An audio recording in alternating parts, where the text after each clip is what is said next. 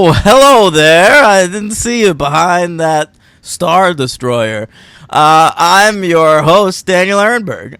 And I'm your co-host, Henry Papali. Welcome, everybody, to episode 79, where we are tackling the big one, the franchises covering the mother of all franchises. Ain't that right, That's right, baby. Star Trek. So we'll be talking about all your favorites. Captain James T. Kirk. Oh, Worf. I watched the wrong thing. We'll be watching about Bones.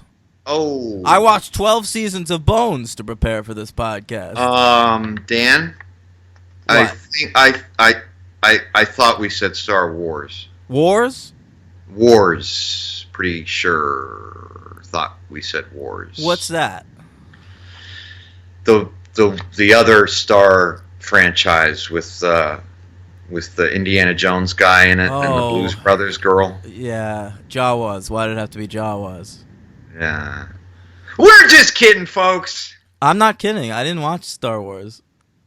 All right, you can do it from memory, though. Yeah, that's true. All right. Star Wars and The Empire Strikes Back. Yeah. AKA Star Wars The Next Generation. Next week we'll be covering Deep Space Nine. Okay. We're back with our old friend, George Lucas. Oh, that's right. I wonder if he's going to be around for a little conversation. I think we have a recording of an early story session he did. I've dug up. With who? With who? Oh, his old friend, Steven Spielberg. Oh, he's still talking about Steven. Yeah, all yeah. right. I didn't know. Okay. Yeah.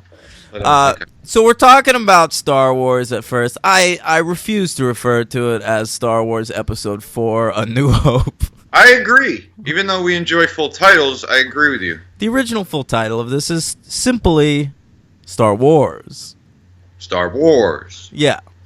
Yeah. This film was released May 25th, 1977. A big year. The year punk broke. That's what was going on. Anarchy in the UK and little robots. Little Robots, Anarchy in the UK. My favorite band's best Bon Scott album came out that year, I think. Let There Be Rock. Oh, yeah. Sure. Yeah. This film had a budget of $11 million. Wow. I know. Box office of 700. Oh, wait. Yeah. $775.4 million. All right. It kind of made its money back. Yeah, it did okay. It was the highest grossing film of all time until E.T. came out. Shameful. Hey. Fucking shameful. Let me ask you a question, Henry. Yeah, you can go ahead. Would you more like it if E.T. was the highest grossing movie of all time or the current highest grossing movie of all time, Avatar? Ooh. I'm going to go Avatar. That's ridiculous. Yeah. I remember when Force Awakens came out. I was really hoping Force Awakens would beat Avatar, because it makes sense in my head if a Star Wars movie is the highest grossing movie of all time. Sure. Nothing about Avatar being as successful as it was makes sense to me. I agree with that. Well, it'll be topped very soon by James Cameron's next movie. That's true. So, George Lucas, he wanted to make a Flash Gordon film. But he couldn't get the rights, so he decided to write his own version of Flash Gordon, of a script he entitled The Star Wars. Yeah. If you want to read a comic book adaptation of that script, it exists. I believe it. You can read it. The Star Wars. I think Chewbacca's like a green alien. Yeah, they're all like very different, right? Yeah, it's very different. He's like a blobby guy. Anything you want related to Star Wars exists. Don't even worry about it. That's true. Except, of course, the movies.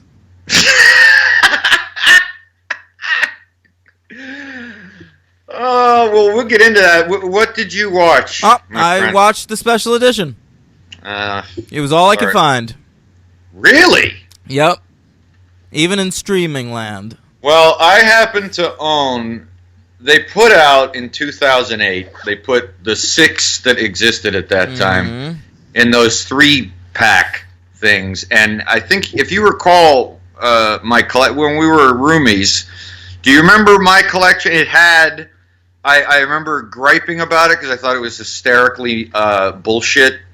It had the special edition, all nice and remastered and polished and beautiful, and then as a bonus disc slung in the back like a piece of shit on each movie was the original cut, unremastered, and just looking like garbage, but it's the original movie. I looked into purchasing that for the podcast, Henry. And? Out of print. Wow. Look at me. You can't get the original movies. That's really fucked up. So I got to see Han jumping on over that tail. God. Slithery Jabba. I got to see Boba Fett. I got to see old Greedo shooting first. I got to see so many wacky goings on in Mos Eisley. I bet. Yeah. Very, very busy activity there. So much. Guy getting slung around on a bantha. Oh my God. That's really too bad because I enjoyed them in all their glorified purity from the original. They look great, man. The movie looks great except for the shitty CGI. But that's a huge... Well... It's not. I'll say right now. I think it is. Empire, it's not. Empire is the only one that goes through relatively unscathed. I literally only noticed it once the entire time I was watching Empire. With the Yeti? No, I didn't even notice that. We'll get to it when we get to Empire. Yeah. But this is too much. It was too much for me. I can't. On my own, I would probably watch Empire, the remastered. But this one, I went old school the whole way, and they're just fine. That doesn't need to be remastered. It was good enough. Now, I have to question: did you finish the stats? I guess you sort of did. No, I have so many stats for this fucking movie. Oh, because I was going to ask you if you saw the. All right, there's so much to talk about. All right, You go ahead. Go ahead. Okay, so the Star Wars. Now, let me cue up this convo between George and Steven Spielberg. Okay. Steven? Hey, George. How you doing, buddy? I'm out of sorts, I gotta admit. Well, what's going on, man? I really want to make my boyhood dream come true of making a Flash Gordon film. Well, I mean, American Graffiti, THX 1138, you're in some repute so far. I mean, what, you having funding trouble, rights trouble? What's the issue? They're hanging on to the rights. I can't make Flash Gordon. But I can't let this dream go. It has to be my next film. Well, did you ever just think of maybe doing an original sort of space thing, something in outer space? I mean, like... I started working on it. It's called The Star Wars. Oh, okay. The Star Wars? The Star Wars. I love the. I'm very attached to it. I don't know. Well, let me hear more, but I might do away with that. Tell me a little bit about it. It's about a young boy. I read Joseph Campbell's The Power of Myth 400 times. And so it's a classic hero's journey. And it starts out just 2 robots milling around in the desert for a half hour. That sounds doesn't that kind of sound, George, a little bit like that Hidden Fortress movie? They're not robots, but like kind of 2 companions roaming around a little bit. Yeah, but a couple slant eyes made that movie. No one in America saw it. Yeah. Good point. Okay, continue. So robots for a half hour. It's just bleeps and bloops. Then a young boy shows up He's a supple young lad. Well, wait, how young? I mean, what, is it a kids movie? It's somewhere between like 16 and 30. It's not established. Okay. All right. So is there any dialogue at all in the beginning? I wrote one preliminary line of dialogue. What's that? I was gonna go down to the Tashi station to get some power converters. So you've made up some verbiage that can be used in the parlance of this universe. Is that what you're? It takes place on Tatooine. What, did you just kind of come up with scour different languages, George, and just kind of combine them together around the world, make them like different things, or how did you come up with these names? Just glancing around the room mostly. All right. Well, so what's the general story here? What's the There's an old man, and he's got a sword made out of a laser. And then they take a snarky guy and a big bear, and they go off into the sky where they find a space station the size of a planet. Interesting. And you could beat this thing up with just putting a missile in a hole. Okay, I mean, I don't know if you knew this, George, but I'm working on my own sort of alien movie, tentative title, Close Encounters, and so maybe we could help each other out with the special effects or something. Steven, I have a way you can make that title more unwieldy. I'm all ears. Add a few words there. Oh, just add okay, yeah. I'll have to think about it, because mine's going to involve adults, but the kids are going to probably be a big part of it and maybe even detract a little bit from the experience. But that's a totally different discussion. I don't think putting kids in a movie ever detracts from the experience. Well, I think you're probably right. I think you're right. I think we're wrong, but you're right. So, okay, so this sounds like it might get off the ground. Off the ground and into the stars. I think so, man. Well, if you need any consulting for it, or if you need any production designers, I know some people from Jaws might be interested in helping you out. Yeah, and it's always fun to film in London. You might want to do it over there if you can't get the Hollywood funding. So yeah, think about it. That's the ticket. And scene. See you in the editing room. Doot doot doot. Those are going to get way more fun once we get to Phantom Menace. Can't wait. Okay. How's your voice doing? Not great, honestly. I've been coughing the last couple days. Oh, well, I meant, yeah. Yeah. What I meant. What are you talking about? We were just playing a recording. What I meant was it's a tough interview to listen to, and it affects your vocal cords. Sure. By the so, Lucas was pals with Brian De Palma. They shared some budget and some casting sesh with Carrie. I bet. And this movie was apparently a total wreck, until the editing room. That's when they shaped it. Aha. Yeah. That makes a lot of sense, actually, because I have one criticism of the movie, and it had to do with some of the editing, but won an Oscar for it. So screen wipes. Yeah, but I like the screen wipes. That's not really the issue. It's sort of the screen wipes before the scene is done. Oh, yeah. I noticed that. Yeah, sometimes they don't get that last line of dialogue out. Yeah, it never really hit me, and I was like, ooh, boy, I was still watching that. Yeah, it's like someone hits fast forward before this dialogue. I'm fine with it, man. Get this movie done. Yeah, okay. 2 hours and 4 minutes, they set up an entire universe and tell a story. Yeah, that's why it's well done, though. Henry, get it all in. Because this movie manages that so well, I think 2 hours and 4 minutes should be the limit for movies. Good. If Star Wars can do it... That's a good point. Come on. Yeah, the final fight is like 12 minutes. I have some problems with that final fight. We'll get to it. Where are you? Okay, so, obviously a well-regarded film. It was in the original class of the National Film Registry. When they first set up the National Film Registry, this was the newest film that they allowed in.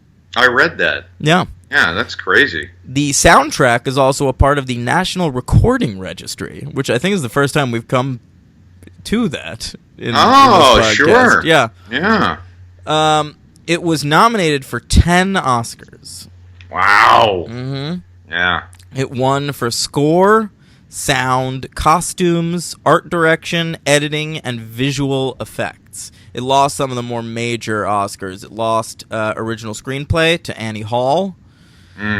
It lost supporting actor. Alec Guinness was nominated to Jason Robards for Julia, which I've never seen, but Me neither. Jason Robards is fucking great, so he probably Right. deserved it. And George Lucas lost director and picture to Annie Hall. Yeah. Well, that's all fine with me. Mhm.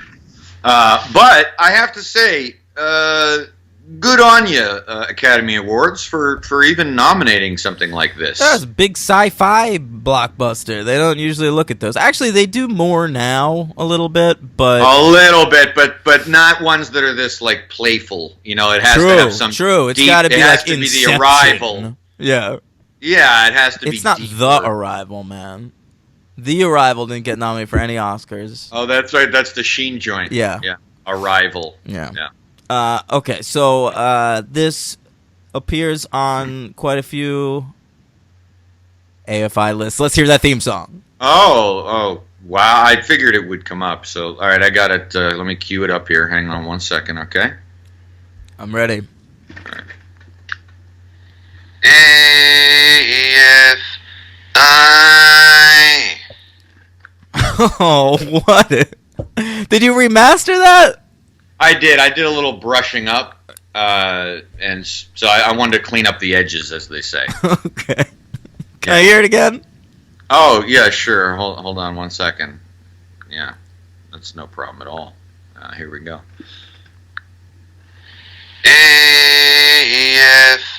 AFI.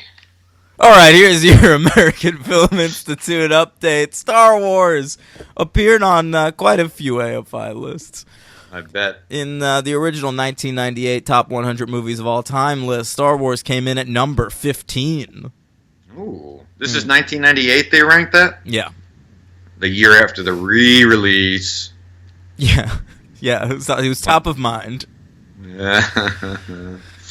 Is the number 27 most thrilling film of all time. Ooh. Kind of a slap in the face. Okay.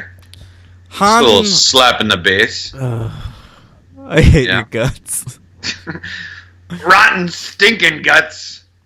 Oh, is that a bucket list reference? I think so. You are, of course, going to see Just Getting Started, right, Henry? I already got my ticket on Fandango. Thank you.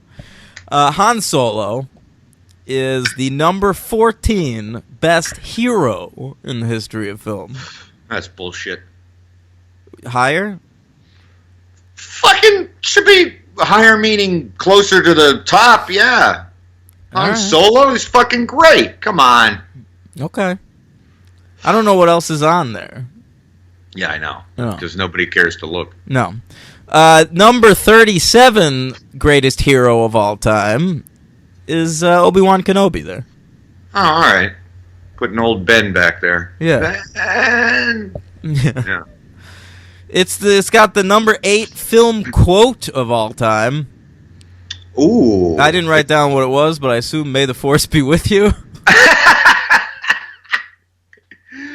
I was just going to say there's a million quotable lines. I guess that would have to be it. Although knowing AFI, it's probably like, could somebody get this walking carpet out of my way? That's a great line. There's so many good lines. Yeah, or you'll be In both floating movies. home. In both movies, man. Yeah. Yep. Okay. This has the number 1, Henry, Yeah. score of all time. Yeah. Look, it's a great score. I even made a note. It's in Williams' top 5. It's his best, right? It has to be. I mean, Jaws and Schindler's List and Indiana Jones would be in there with my 5. But if I guess, I think Jaws is my favorite. Hey, I think, yeah. Does the Empire theme not show up till the second one, like the Imperial Death March? The dun, dun, dun, Yeah. Yeah, the Chopin Funeral March inverted. Yeah. Yeah. Sorry, if for our listeners out there, that to ruin your day, that goes dun dun dun dun dun dun dun dun dun.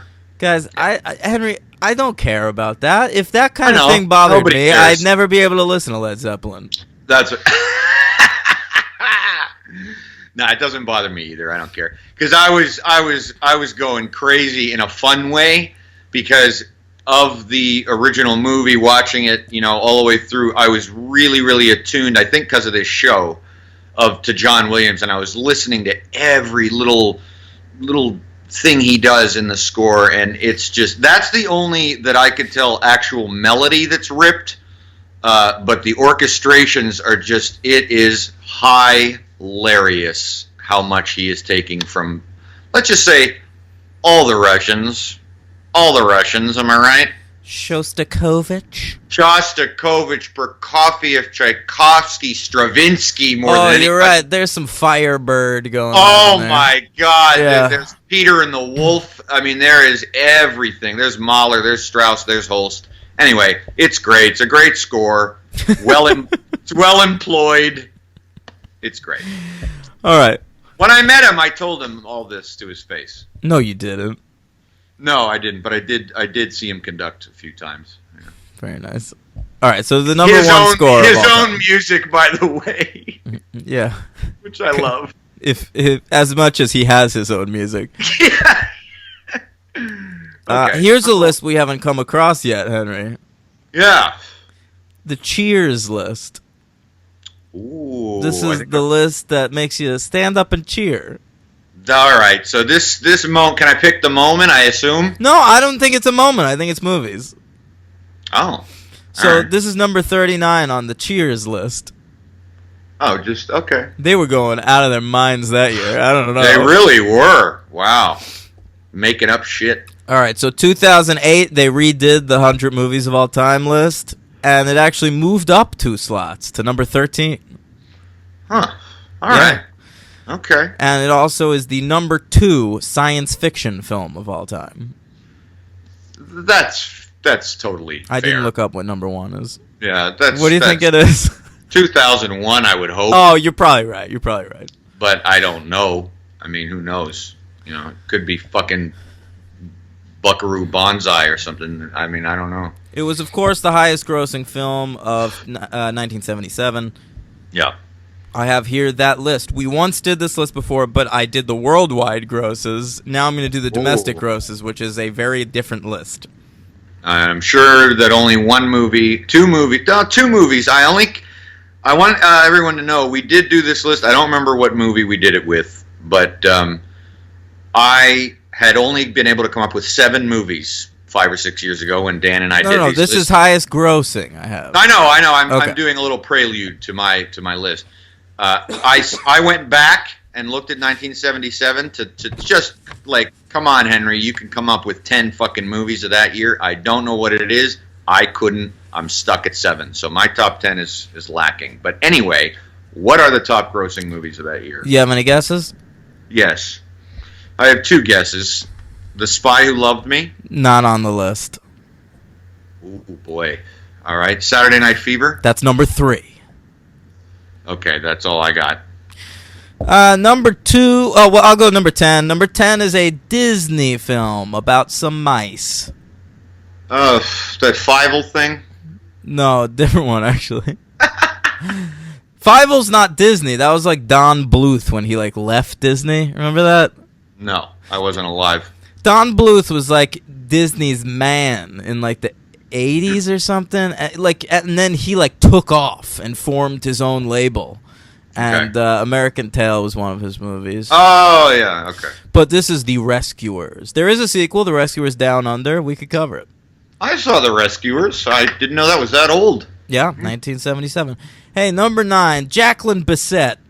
All your favorites. Jacqueline Bisset. Wow. Yeah. I don't know much about this movie. Yeah, okay, I don't know. All right, it's The Deep. I actually don't. Some of these movies are stumping me. Number 8 is A Bridge Too Far. I actually want to see The Deep because it's directed by, isn't that Michael Mann? It can't be. I think it is. You want to look that up? Yeah, I'll look it up. You keep going. All right, number 7 is a movie that has a sequel and also a deity in the title. With deity in the title? A deity. A deity. The gods must be crazy? That's a really good guess, but it's Thank you. Oh God. Oh boy, I saw that. Yeah. Yeah, it didn't. I'm sorry, Peter Yates directed The Deep. I knew it was somebody of note. He's less of note. He really is less of note. Yeah. Number 6, we talked about it a long time ago on the podcast, the documentary In Search of Noah's Ark. Oh, excellent. Yes. Yeah. Number 5 is based on a Neil Simon play. Oh, not The Odd Couple. No, that was much earlier. Right. I don't know. The Goodbye Girl. Oh, yeah, that was an Oscar thing, too. Yeah. Number 4, we've got one of my favorite mustachioed actors in the history of film. Just riding around. Burt Reynolds. That's right. Smokey and the Bandit. Correct. Number 3, Saturday Night Fever. And number 2, a film Steven mentioned earlier in our coverage. Yeah, Close Encounters. Of the Third Kind. He actually listened to George, made it a more unwieldy title. That's good. Yeah. Just as he did with E.T. Right. Yeah. Right. All right. And what are your favorite movies of 1977, Henry? My favorite movie. Wait. Yeah. You're starting it. Should I do 10, 9, and 8? Yeah, go ahead. Okay. Number 10 is Ingmar Bergman's The Serpent's Egg. Number 9 is New York, New York. Never saw it. And number 8, Robert Altman's 3 Women. Never saw it. Okay. What's your number 7? Saturday Night Fever. It's not on my list. I always saw like- it as a kid, and I know people love that movie. It's a legit great film, but it's been too Right. long since I've seen it. We'll watch it for the podcast someday. Oh, we sure will. Yeah. That's a great one-off right there. Mm-hmm. All right. What's your number 7? John Cassavetes' Opening Night. Well, this is quite the list you have assembled. Highfalutin. The domestic gross of this is like $10. Yeah. All right, my number 6 is The Spy Who Loved Me. All right, my number 6 is Disney's The Many Adventures of Winnie the Pooh. Wow. All right. I'm happy with my top 5 now. My number 5 is The Duelists, Ridley Scott. Yep. My number 5 is Close Encounters of the Third Kind. Ugh. All right.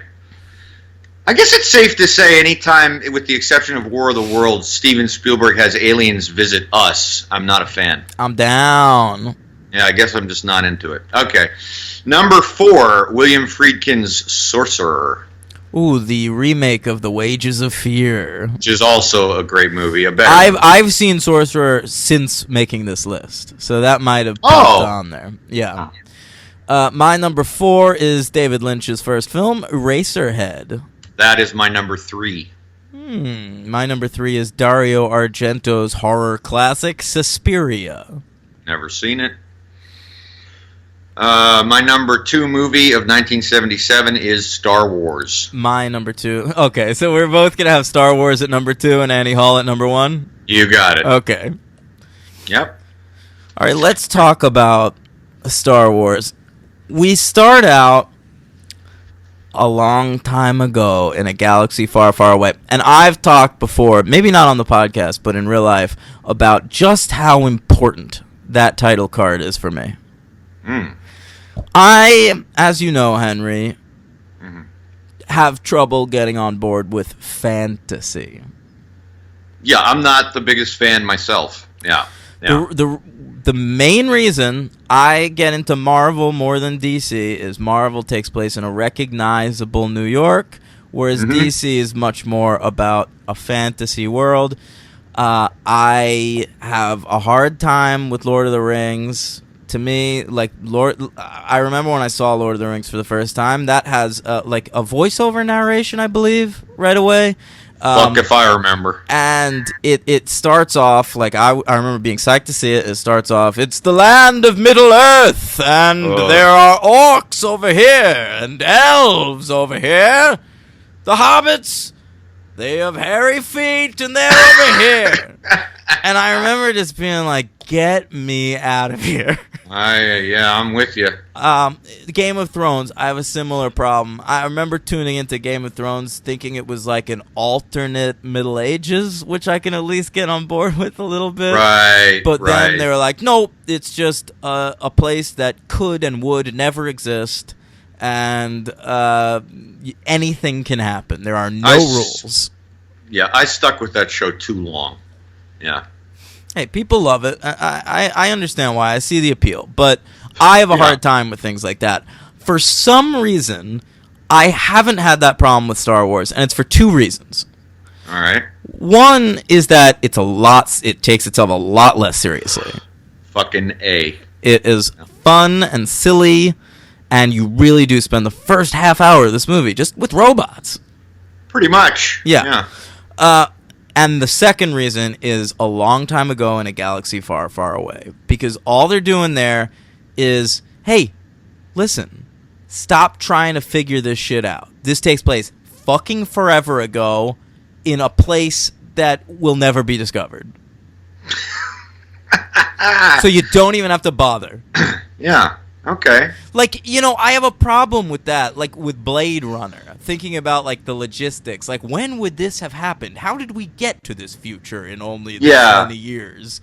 And Star Wars, it's none of that. It's not taking place in the future. It's not taking place in a recognizable galaxy. Even like Battlestar Galactica, which is like totally silly and out there, like hints that like, ooh, Earth is out there somewhere and we're looking for it, and it's like, oh, then where the fuck does this take place and when are we? Like, right. Star Wars, none of that. Hey, this is just Star Wars land, and you're gonna be here for 2 hours. And it doesn't share that it also with Star Trek, because Earth is a big part of the Star Trek whole thing too. So yeah.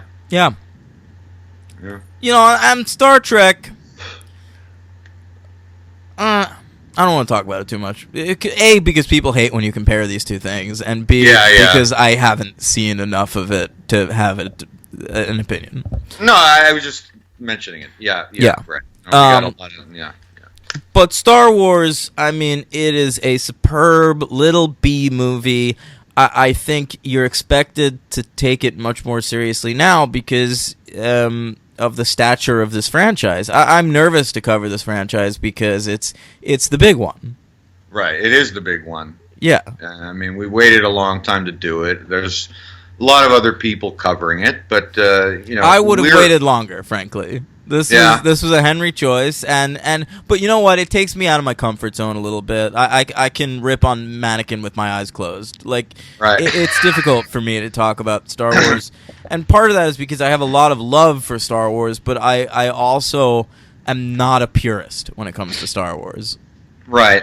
I see. That's interesting you say that, because I was not intimidated to tackle this because everybody has an opinion on the movie. Everybody's seen this movie, and our opinions are just as valid as everybody else. I mean, the people who can identify a fucking at walker, or that's okay. Good for you. And I can identify certain of those things too, but we're covering it because it's a massive franchise, and nothing to be intimidated about. I was never worried about it, and actually it was my choice. But you had mentioned a long time ago that you figured you wanted to sort of have it coincide with one of the releases, so that just kind of stuck in the back of my head. Right, and I was trying to put it off until the Han Solo release, but Hank wants us to go see The Last Jedi, and that's fine. And I don't really want to see it, but I'm going to see it. But I figured it was high time, and more importantly, Daniel, it's on our logo. So, Is it? Oh, R2D2 Yeah. is. Yeah, kind of have to hit it at some point, you know. What else is on our logo that we haven't covered? James Bond, Medea, Ace Ventura. Ghostbusters. Yep. Yeah. Yeah. Otherwise, we've hit most. Of Yeah, the we've covered a lot of them. Okay, so these robots, they're roaming around, and they split up We're gonna give a plot summary. I on love this. Tatooine. Well, I just want to get to my favorite part of the entire movie. Oh, okay. When that Jawa fellow tases R2D2, and he just topples over. Okay. That's the best part of Star Wars. Huh. Towards the beginning when they're like trading them and shit. Yeah, before that, like when he's like going through those caverns. Oh, the sand person, or is Jawa. it a Jawa? It is a It's a Jawa. Jawa. Okay. You remember you saw the special edition, which I've only seen, once. So I don't know if there's stuff in there that happens. No, this is legit. I remember Because this from my they childhood. fuck with a lot of stuff. He fucks with a lot of stuff. Hey, credit where credit's due. Yeah, I'm giving it.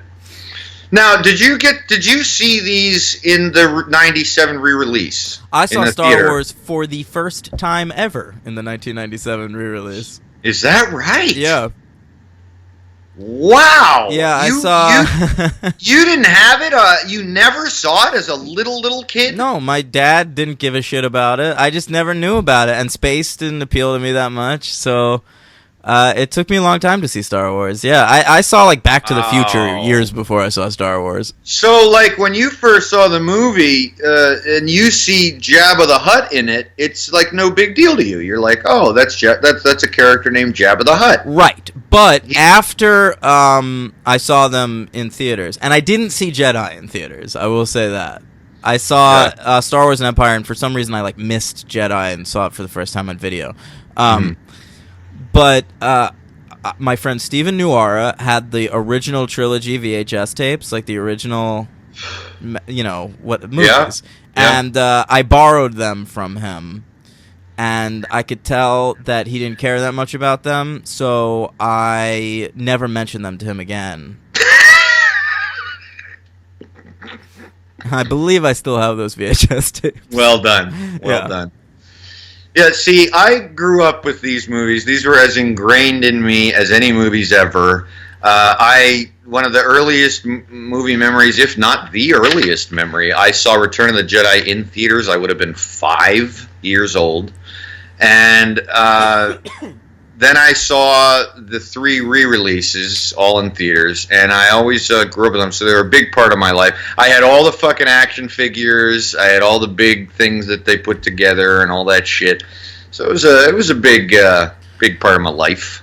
Yeah. It was a big part of my life, but eventually. Like, Right, it was a right. big part of, like, my teenagerdom. Like, I remember when, like, Attack of the Clones came out in theaters. Like, we all, like, had a marathon at my friend Svi's house. Like, we watched all the movies. That's so funny. This is where the generation gap really comes in. This movie, this franchise, because by the time that had come out, I was like 23 or 24. And done with Star Wars. Fucking done. I mean, I went to Phantom Menace excited, but as excited as I was, I had seen the 97 re-releases and was so fucking pissed at what I had to watch. Because you remember, in 97, people still read, like, the fucking papers and, like, Variety and Village Voice. And so I was reading about these little tweaks and things, and I was like, okay, no big deal. Who cares? I'm going to go see the Star Wars movies in a re-release. And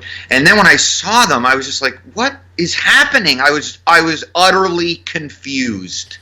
And so when Phantom Menace was coming out, I was like, I really hope that this isn't the direction that this is going to go. You know, I when those special editions came out, I'd never seen the movies before. Right. I remember I hadn't gotten spoiled about Vader being Luke's father.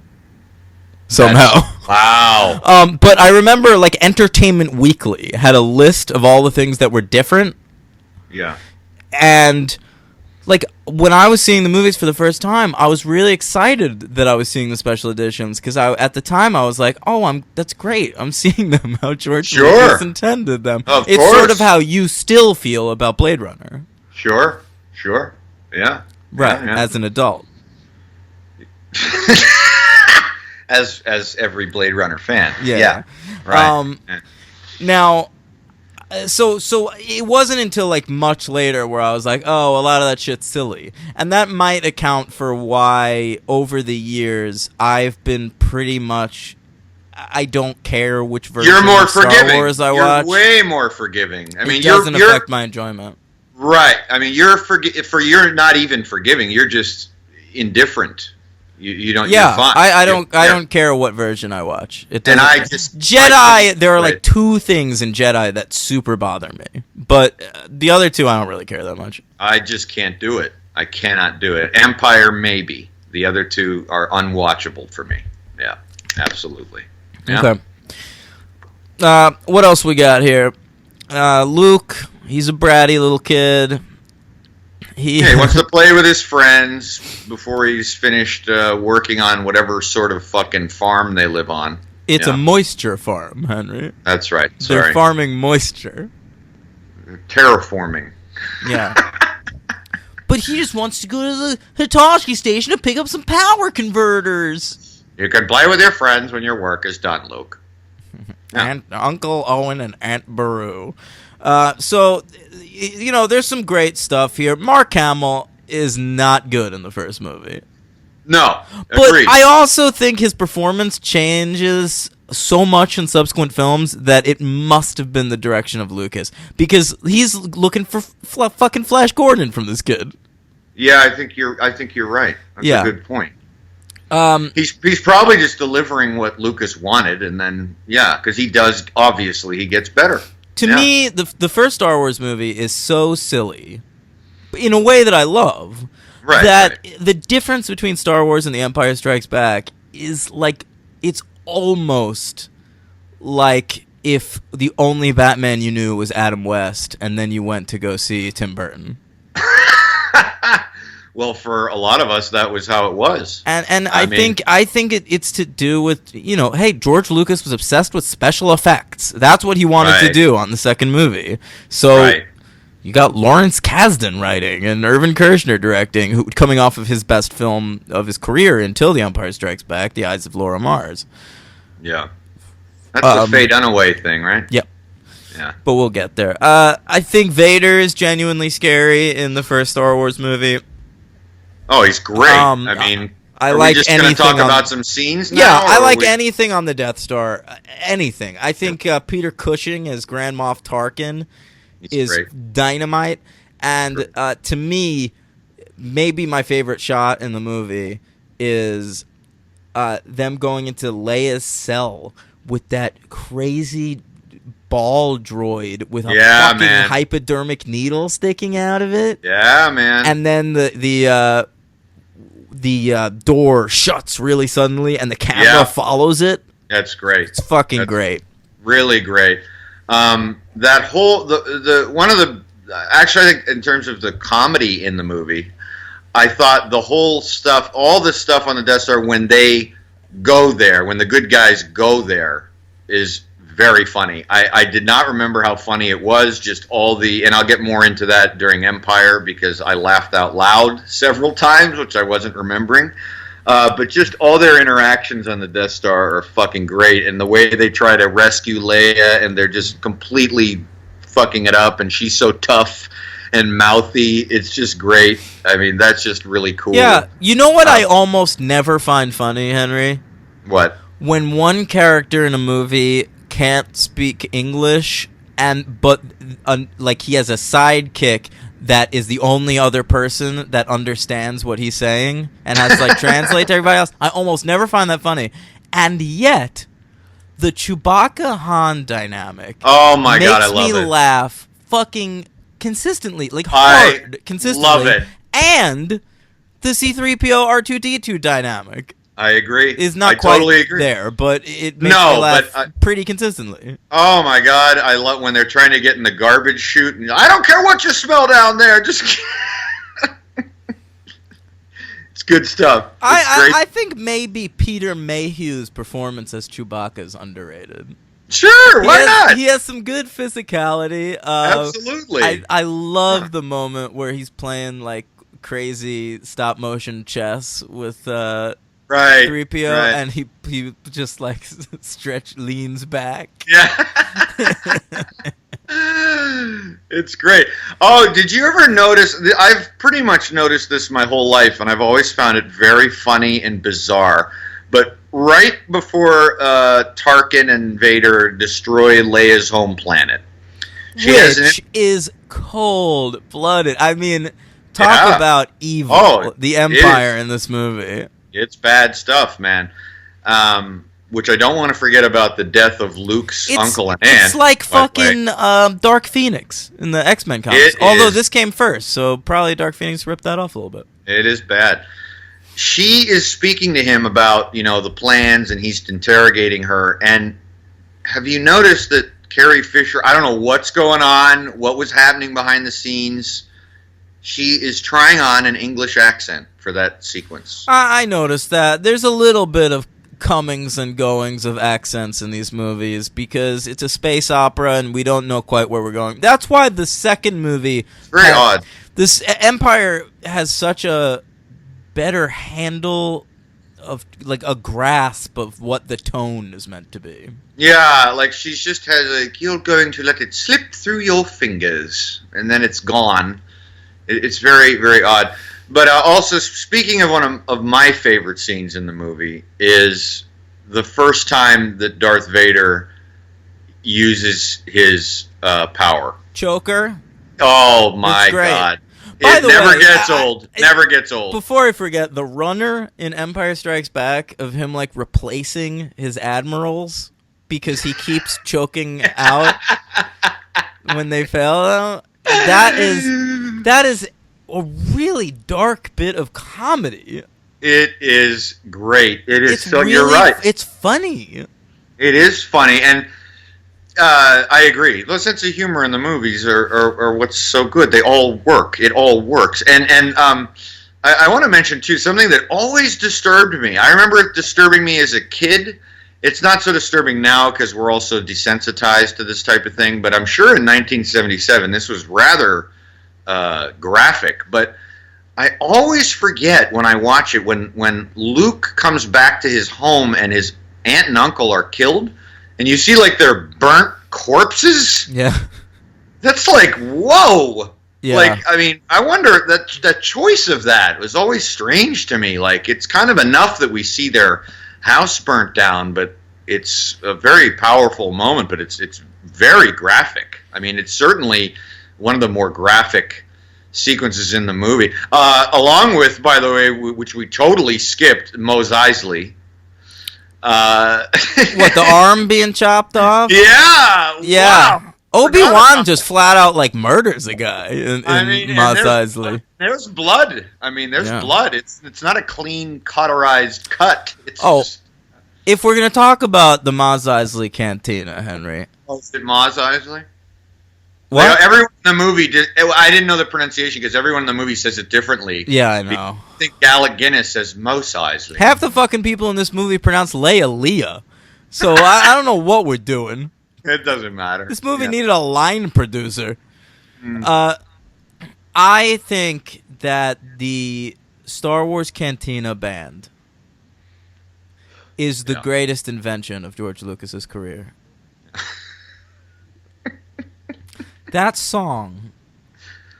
It's a good song. Hypnotic.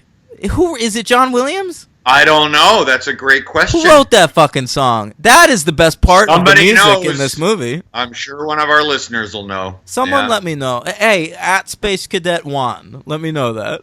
This guy's a Star Wars nerd. That's the dun dun dun dun dun dun dun dun dun.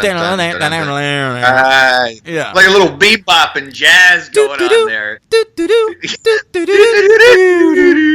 Yeah. Maybe it's the same guys who wrote in Halloween for the Cops, the whistle. There you go. Yeah. It's that guy. This brought him on. I don't know. Yeah. This is a lot more creative. It's crazy. This is such an amazing song. Like, I feel like it's always existed. Like it's like this was written a long time ago in a galaxy far, far away, and somehow Lucas found it. And part of that, I want to say, Star Wars really does feel otherworldly to me. Yeah. In a way that a lot of movies don't pull off, and maybe it gets credit for this, maybe it doesn't. I don't hear it talked about a lot, but you know, when The Lord of the Rings came out, those movies were shot in New Zealand. Sure were. And it looks like New Zealand. Well, and now it upped the tourism. Well, yeah. Now Lord of the Rings nerds love to go to New Zealand and take like tours of Middle Earth. Yeah. And to me, that's because like when I'm watching Lord of the Rings, I never lose sight of the fact that I could go to this place like anytime I want to. It's true. Tatooine, where'd they shoot this in like Africa or something? I don't know. I don't remember, but I mean, Tatooine and Hoth in Empire. Yeah, you can't go there. There's something about these places, and Dagobah.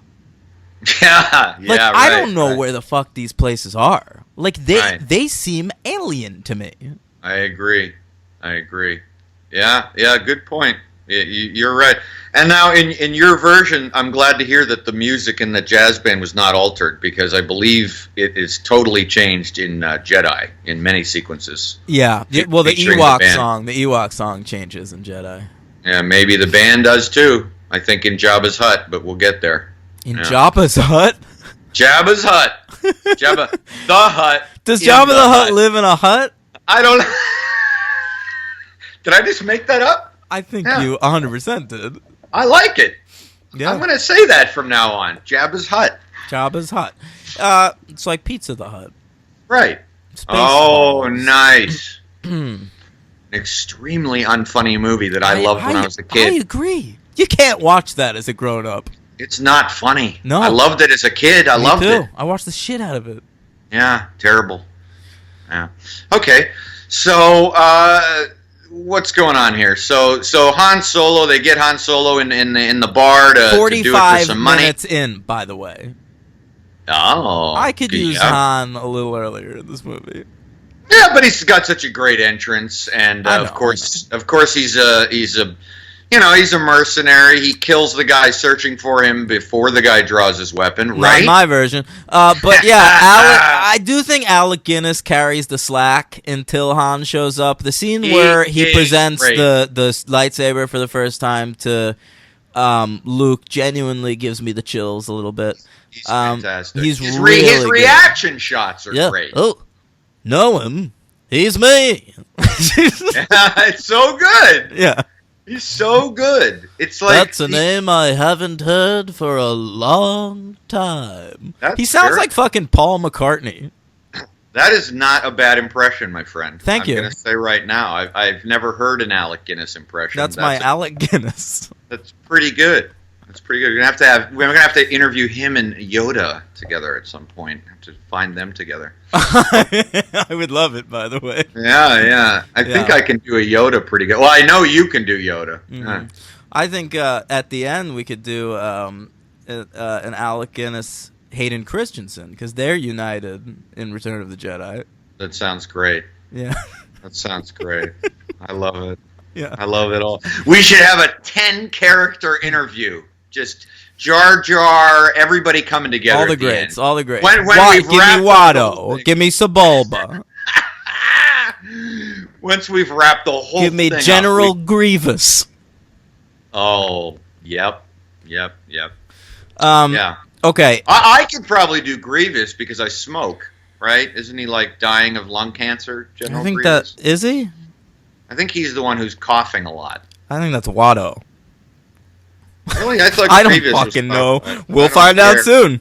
Yeah, I don't care. Stay tuned to the franchise. Can I bring up a point about the production design in this movie? Go on.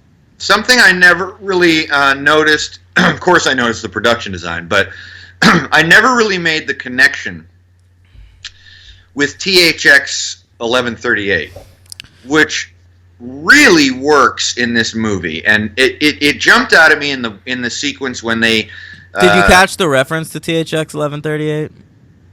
Oh, I don't know if I did. I don't remember what it is. Someone's giving coordinates or something, and the number is 1138. Oh, okay, sure.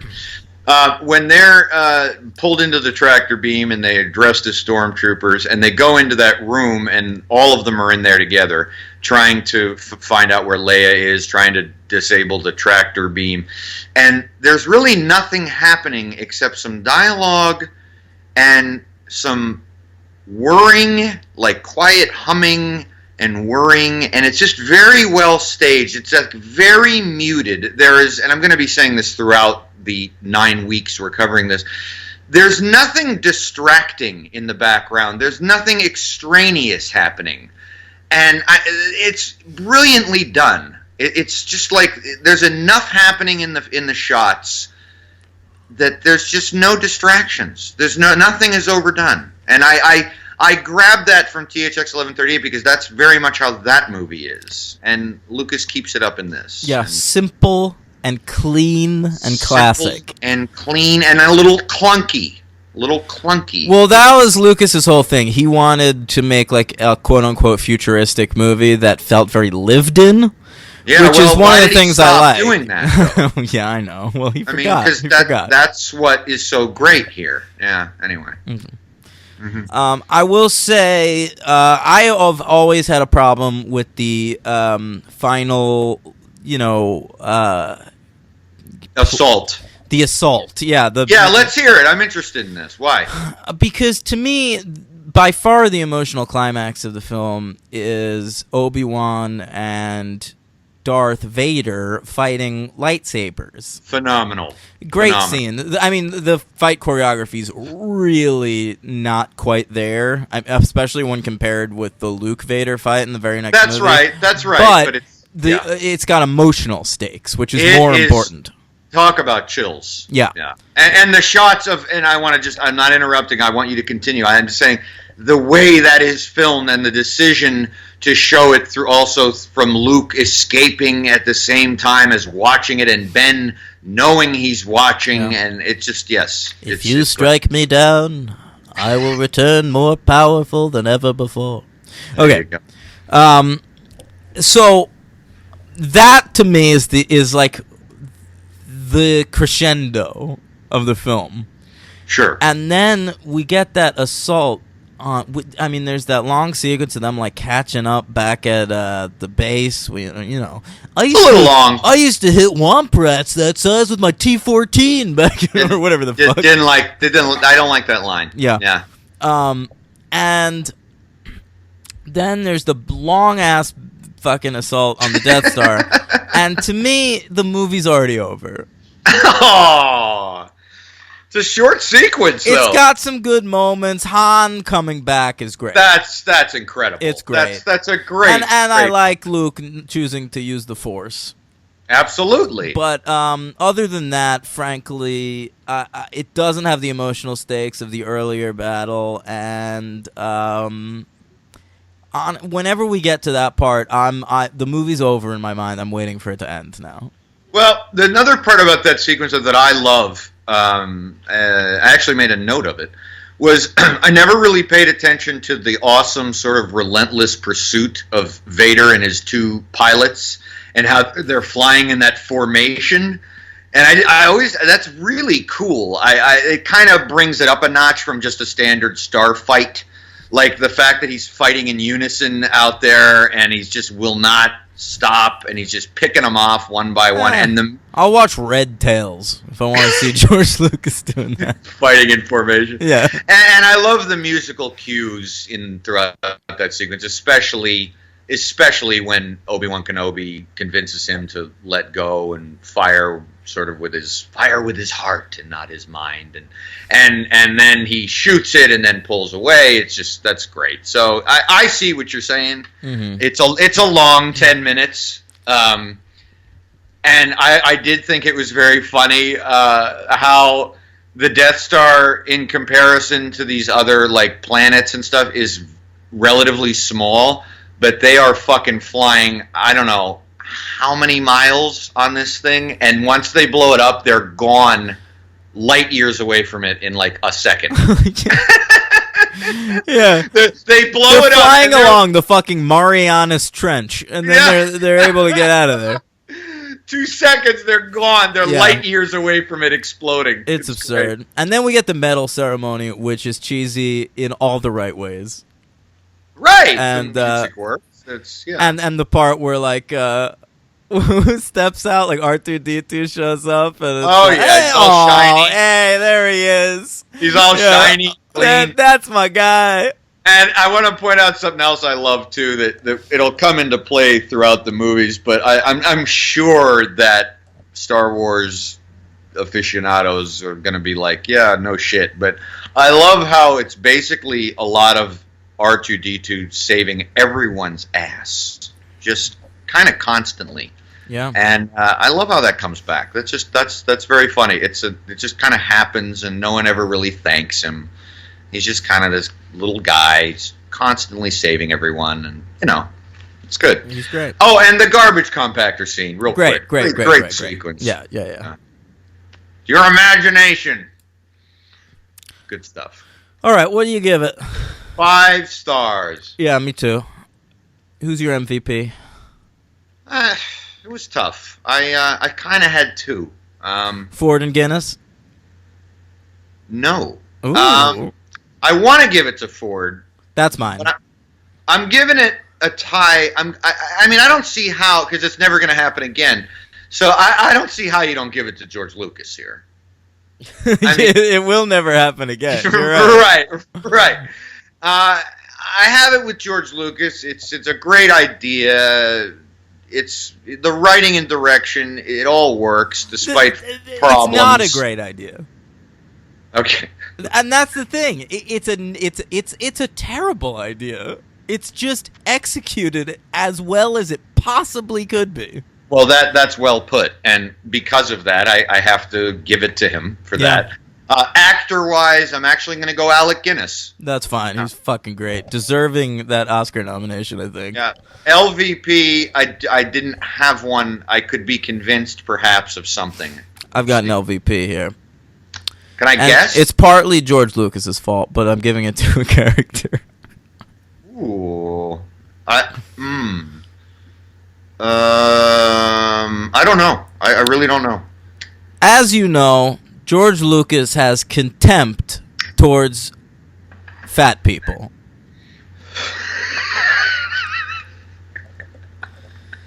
And He asked Carrie Fisher to lose 10 pounds, right? yeah, he hates fat people. I would like to give LVP to the one fat pilot in the assault on the Death Star that George Lucas decided it was okay to name Porkins. That is fucked up. I agree. That is so fucked up. That has always bothered me. Yeah. It's like the Porkins. only mean-spirited thing in this entire Yeah, movie. what is with that? Yeah. Ugh. Not cool, Georgie boy. Porkins. All right. Let's talk the... oh, wait. You have a superhero count. I have a superhero count. Okay. Mark Hamill. I believe Dan's favorite Joker. Well, look. The best performance... Like, if you put Mark Hamill in a live-action Batman movie, it wouldn't be that great. Like, I wouldn't put him in The Dark Knight over Heath Ledger. No. But when I read the Joker in comics, I think the definitive Joker performance is Mark Hamill in Batman the Animated Series. Okay. Yeah. He has also played, I'm just going to run through them, voice acted a million characters, some of them. Solomon Grundy, Yeah. Hobgoblin, Maximus from Fantastic Four, Gargoyle in Hulk, the Trickster. The Trickster, he's done live action I know. twice. I know. Both on the 1990 Flash series and on the current Flash series on the Yeah. CW. He's also been the voice of Red Skull, Ox, Spectre, and Claw. Okay, so that's Mark Hamill. Mhm. Carrie Fisher. I did not see this coming. She was in an episode of Smallville. Yeah. Okay. She Yep, flew to yeah, Canada for that one. I don't remember. Right. The guy who plays Uncle Owen, Phil Brown. he was in Superman the movie, 1978, playing a state senator. How about that? That's a good one. Yep, I thought so. The guy who plays one of the pilots in The Final Assault, an actor named Garrick Hagan, was in the Tim Burton Batman 1989, uncredited. So, but he's in it. And finally, the guy that dies first at Vader's hands, the invisible claw choke, Richard LePermestier. Mm-hmm. He's got a great face. He does. He does. And I remembered this when he was in Superman 2. He's a reporter when they invade that little shit-ass town in the West. He's reporting on all the destruction that's being caused by these beings from outer space. Yeah, I remember that. Yep, that's him. So it's a good count on this movie. So that is the first Star Wars, folks. Now, Rent Boy. What? Rent Boy. What's that? That's me cueing you to stop. Oh. Jesus. The Empire Strikes Back, Henry. Yes, sir. This film is released May 21st, 1980, with a budget of $33 million and a box office of $538.4 million. So didn't do quite as well as the first one. Surprisingly. I mean, although this is back when sequels generally did worse, now that number has gone the other direction. Yeah, that's true. If, people actually want a sequel. Sometimes sequels fail. Fingers crossed for Avatar 2. Okay. Not directed by George Lucas. It's directed by a fella named Irvin Kershner. Now, we do have a discussion with George Lucas and Steven Spielberg. Oh, you got another one? I have another one. We'll get to that in a second. Wow. Okay. Do you have any feeling on Irvin Kershner? I've only seen... I mean, he was working for a while by the time Empire came out, but I only really know him from 4 movies. Only 2 of which are good. I knew him mainly, besides this, from what I used to consider about 20 years ago one of my favorite Bond films. But I suspect that opinion probably will change upon a rewatch. But yeah, he did Never Say Never Again, which was Connery's last movie. It's like not even considered a fucking. It is. It's fucking It's Sean Connery playing James Bond. Get it out of here. I totally agree. Yeah. But it's not included in any of the sets. Why? Because the Broccolis didn't produce it. That's right. Ugh. But Connery's old in it, and he's like 53, and he's great. It was very entertaining. So Irvin Kershner did that right after Empire Strikes Back. I mean, not right after, but it was his next movie. Besides that, what do we got? We got RoboCop 2. I love Eyes of Laura Mars and Empire, but after, Never Say Never Again and RoboCop 2, and then he did the pilot of Sequest and then retired and died. So, yeah. I mean, that's his career, but, you gotta give him fucking The Empire Strikes Back. I mean, I'll say it right on Jump Street here. This is the best Star Wars movie. I agree. I've had altering opinions over the years about this series. Was always one of those that had my argument about favorite versus best, and I'm interested to see how that plays out now. I really want it to play out. For almost my whole life, the Return of the Jedi was my favorite. Believe it or not, I know that's because you saw it in theaters first. That can be the only explanation. No, the real thing about it was the opening sequence was always amazing to me. You're right. It's the best opening of any Star Wars movie. And the final confrontation sword fight was just incredible to me, and that just kind of overshadowed what I liked about everything else. So it was always my favorite, but I never considered it the best. I always considered either the first film or Empire the best. But in the last, I'd say, decade, I would have to say that The Empire Strikes Back is absolutely, unequivocally, hands down the best Star Wars. It's the film. fucking best. It's the. I don't fucking know best. if it's my favorite. That will be revealed later. But It's my favorite. It is the best. Yeah, it's absolutely the best. Okay, so George Lucas wrote a treatment for The Empire Strikes Back, which he entitled Episode 2, by the way. By the way, the whole story where George Lucas was like... No, okay, you know what? It'll be revealed in the conversation with Steven. You want to go to that right now? I can Yeah, cue just if you have it queued up, you can put that on. Okay. Steven? Hey, George, what's going on, my friend? 1980, brand new decade. How you been? You know, I've been enjoying the success of the Star Wars franchise. Did you see the movie?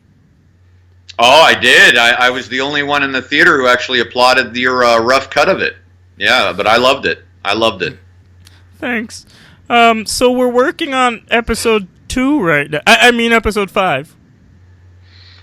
What do you mean, episode 5? Well, you see, when I conceived of Star Wars, I always knew there would be 9 episodes. Oh, now, George, all right, now, I don't know about that. In the future, we're going to have a conversation about an archaeologist, and I believe that you tend to think that these things are going to be massively long, but I don't know. Is that really what you're planning, or what are you thinking? 9. Yeah. And this is the middle. The first movie, that's 4. Wait. You're going to do 4, 5, 6, and then what? You'll follow 7, 8, 9? Maybe, but I was thinking maybe go back 1, 2, and 3. Okay, so you would. Okay, and how long a gap are you going to spend between, Gotta get those special effects up to snuff. Get those special effects up to snuff! Well, when is that? We don't know when that's going to happen, George. I mean, we're in an era right now where we're making progress. So, I mean, probably, 86, 87, 88, maybe that kind of thing? The millennium. You're going to wait till 2000 to make the next one? 99. Oh, boy. And then you're going to follow it with... then you're going to follow it with 7, 8, and 9. Because it's all planned out. I've always had it planned out, Steven. I don't know, George. I think that sounds awful confusing well, let's hear it. What's your, for, what is this now? This would be 5 we're going to discuss? 5. Okay. So some stuff has already happened in 1, 2, 3, and 4, right? That we're going to not have to worry about? You saw 4. Right, okay. That was 4. Okay, so what are we thinking about for... You know Darth Vader? I remember him. He was a great, great, great character, yes. In the first one, he's a little boy. Okay. In the second one, angsty teen. So it's going to be like an origin story of Darth Vader? And of the Empire. Oh, that might take a little bit of the mystery out of Darth Vader, though, but... we have a lot of politics to deal with in the Galactic Senate. Do you? Yeah. Oh, all right. I remember that being a line in one of these movies. Okay, all right. So go ahead.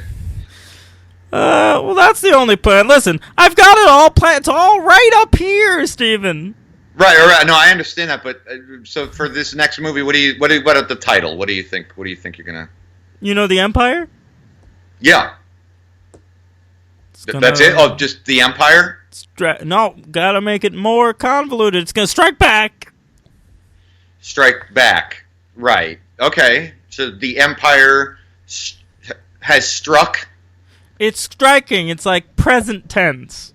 The Empire is striking back. Strikes back. Okay, but it's not just that. It'll be called Star Wars. Mm-hmm. Episode 5. Mm-hmm. The Empire Strikes Back. Wow. Okay, that's a mouthful, George, but, I think you built a fan base, so you could probably get away with it. So if you got some good story ideas, I'm all ears, and see what you can do with it. Luke's you're gonna fuck his sister. Oh no, I don't like. Whoa, yeah, I don't think that's a good. I thought they had some romantic tension in that first one, right? They're brother and sister, but he Wait. gets super hard for her at every turn. George, that's a little weird. This is what this conversation would have sounded like if I really did have this all planned out from the start, which I do. I see. Okay. Okay. Yeah. All right. So the Empire Strikes Back. Okay. Obviously you're gonna direct it, right? No. I can't do it. So don't. I'm booked. I can't do it. I'm working on this thing about an alien, a little teeny alien who eats candy and it's real. Are you still working on that World War II comedy with John Belushi? Yeah, we've run into some production snags, but we'll pump it out. Yeah. No. Did you ever see A Man Called Horse Rides Again? Yeah, sure. that guy's gonna direct it. Oh. Okay. That's a rather odd choice. You're gonna be pretty involved though, right? I mean, you're gonna be hanging around the set, pretty much directing it yourself. Just gonna write a treatment. Work on some visual effects. I don't know, George. I think you're going to be hanging around that set a lot, giving a lot of direction. We'll see. Yeah. All right, so he gets Lee Brackett to write a scene, a 60-year-old woman, and she writes it. She's a classic writer. She wrote The Big Sleep and Rio Bravo. Wow. But she writes a draft and then immediately dies. So George Lucas gets Lawrence Kasdan to write a draft, and Kasdan apparently is the one who put in Luke, I am your father, and all the stuff we like about Star Wars. Right. Yeah. Now, Kasdan, I mean, he's written a lot of trash, but he's got a lot of great movies out there, too. He co-wrote Raiders of the Lost Ark and Body Heat. Yeah, he's come up before. That's why he came up. Yep. Yeah. Directed Body Heat. Yep. Did he direct Body Heat? He's directed a lot of movies. Most of them bad. The Big Chill. Terrible. Yeah. He directed Grand Canyon and Body Heat. Those are the ones I like. I like Mumford. Okay. Never saw it. Yeah. Written a lot more than he's directed. Dreamcatcher, one of the worst movies I've ever seen. It has a scene. That is bad. Remember there's a scene with a guy sitting on the toilet? I sure do. And he's got to, like, block the alien with his butthole? It is... I'm not even making that up. Like, no, you're not. I've seen it. It's fucking unbelievable. Yeah. Okay. So, The Empire Strikes Back... almost as revered as Star Wars. It is a sequel in the National Film Registry. It was nominated for some Oscars. It won the sound mixing Oscar. It was nominated for score, but it lost to Fame. What did it lose to? Sorry? Fame. Oh, sure. Yeah. And it was nominated for production design, but lost to a movie called Tess that I've never even heard of. I've heard of that, but wow, production design losing. Okay. Yeah. All right. It's also on an AFI list. Can I hear that theme song? This is on one too? Yeah, that figures. Oh, yeah. I figured that. Yeah, let me cue it up here. Hang on 1 second.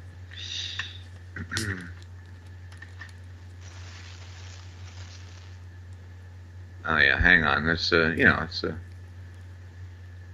in my archives. It's in my archives. All right. Let's do it again. Yeah, let's hear it again. All right. We have all come to... I don't know what that was.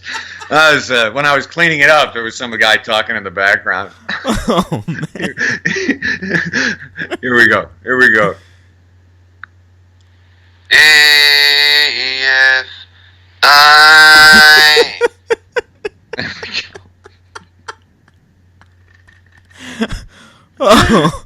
Oh, it'll never get tired. It might have been. Never gets tired. Okay, I love the remastered version. You do? I love it. Do you like it better than the original? I might. Oh, all right. Okay. Number 3 villain of all time, Darth Vader. For some reason, AFI counts the Empire Strikes Back version of Darth Vader. I guess he's got the pathos of being Luke's dad and shit. Yeah, I guess so. But there you go. That's our AFI update. Let's hear the theme one. Oh, that was it, huh? Yeah. All right. Yeah, figured. Well, it was worth it for the theme. Yeah. Let's hear it again. Oh, God. All right, hang on. I have very complicated machinery here. Hurry up. Yeah. We gotta okay. close out that update. All right. Yes, All right, there you go. I have All here right, the so- top 10 highest grossing movies of 1980, a year I don't believe we've covered. Really? Yeah. Ooh, I thought maybe with Friday the 13th we did, but maybe we didn't. Maybe we did, but it wasn't around the top 10, so we didn't All get right. into it. So, you want to take some guesses? Empire's number 1, so there you have it. All right. I'm gonna go with Superman 2. You know what? Just outside the top 10. Wow. Mm-hmm. All right, nothing on my list will be It's on there, a I'm sure. very weird list. Yeah, I'll we never- were in an odd place as a nation in 1980. Yeah, Jimmy Carter. No. All right, go ahead. Were you referencing the karate movie Gymkata? How did you know that? You're always on top of the game Yeah, more than yeah. I always give you credit for. Number 10. It's a buddy comedy that goes on far too long and has far too many car chases in it.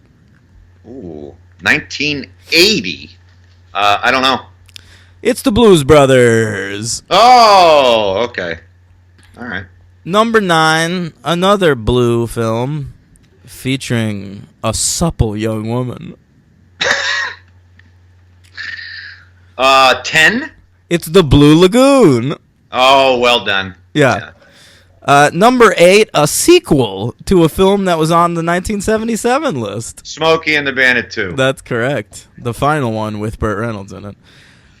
Number 7, for all my country music lovers out there. Coal Miner's Daughter. That's right. Yeah, well done. Thank you. Number 6, a movie I actually like a lot.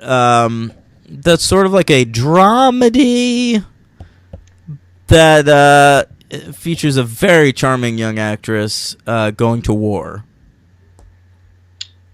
Wow. I don't know. Private Benjamin. Oh. Yeah, Huh. I think I saw that once, like 4 decades ago. I don't remember it. good movie. Yeah. Number 5, I have here a Monkey sequel. Oh, that's got to be Any Which Way You Can. That's right. Can you believe that shit is number 5? We were looking My for some. God, this country really liked Clint Eastwood with a monkey. They really did. They loved it. It was a weird year. Yeah. And I was a guest, by the way, because I don't know the order of Every Which Way But Loose or Any Which Way You Can. No, you so, were right. Yeah. Yeah. Number 4, we've got a spoof. Surely you've seen this film. Well, I need a little bit more than that. Hey, surely you've seen this film. Airplane. Yeah. Nice. Good clue. Don't call me Shirley. All right. Number 3, one of those Gene Wilder, Richard Pryor movies. Oh boy. Was Stir Crazy? Stir Crazy's the one. I've only ever seen Silver Streak, so I think I've only ever seen Stir Crazy.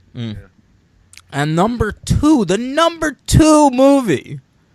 I believe at the Oscars this year, the 3 women that were the leads of this film reunited to present an award. Oh, can I take I think I might know this. Yeah. Is this too early for 9 to 5? Nope, 9 to 5. That's it. Wow. Yeah, I got your clue helped. I remember that little reunion. Yeah, okay. What a year for Lily Tomlin. Number 2 only to The Empire Strikes Back. Oh my God! All right. Wow. Let's do it. Our top 10 movies of 1980. All right, number 10, The Blues Brothers. I don't love it. I don't either. I love I don't bits either. of that movie, but Me too. it's overrated. agree. Number 10 for me is Altered States. That is number 9. Very nice. My number 9 is Superman 2. Yeah, that probably should be my number 9. These lists were done a long time ago.